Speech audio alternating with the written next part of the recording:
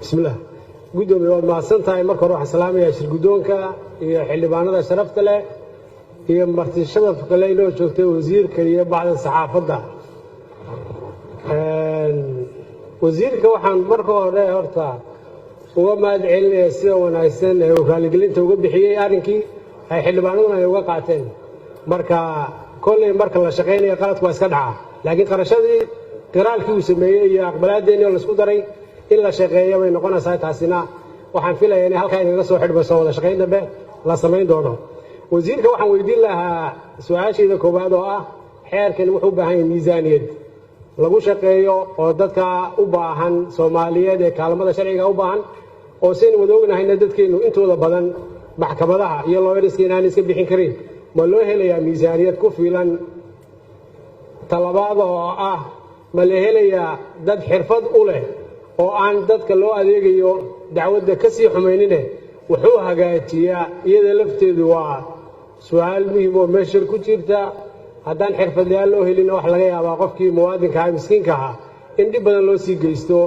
oo sharciguna lagu rogo laga yaabaa in lacag liin loo fiican soo kaxaysto halkaa lagaga badiyo su-aasha kalena weydiin lahaa wasiirka waxay madax bannaanida ma hay'ad madax bannaan baa ka dhigaysaan sida meelaha qaarkood la sameeyo oo wasaaraddii ka madax bannaan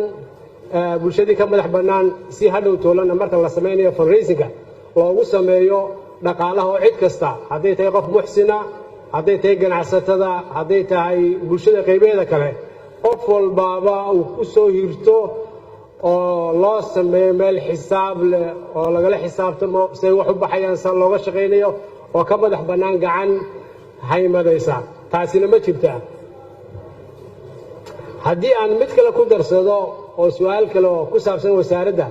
oo aan soo koobayo hadda waxaa yara jirtay maalmahan inay jireen xabsiyadoo kale dad muddo dhaaf jiray waxaa ka muuqata halkaa wasiir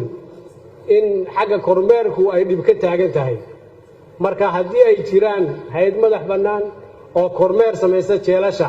oo aan u ogolaanin qofka marka la soo xidhay gelinka dambe iyo gelinka horeba soo marta si ayna qaladkaasi u soo dhidhicin oo dadka la soo xidhaa inta badan waxa laga yaabaa way dhacdaa shaqa markay jirto mar walbana way dhacaysaa ma idin qorshaysantahay in hay'adda kormeerka